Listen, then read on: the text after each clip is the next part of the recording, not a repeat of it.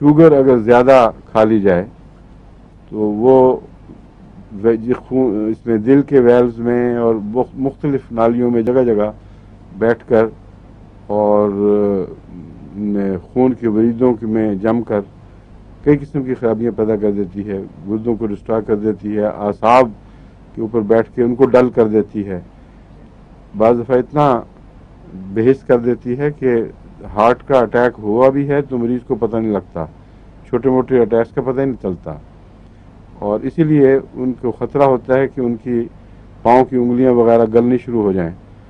ناسور بننے شروع ہو جائیں، کیونکہ درد کا نظام صحت کے نظام کی حفاظت کے لیے ہے، اور درد جس طرح مثلا شوگر جہاں ملنی چاہیے وہاں کم ہے، وہاں نہیں پہنچ رہی، جتنا مرضی آپ کسی کو کھلائی جائیں شوگر، جہاں اس کو ضرورت ہے جس شوگر کو وہاں نہیں ہوگی، جہاں نہیں ضرورت وہاں ہوگی، تو کمی بھی ہے اور زیادتی بھی ہے،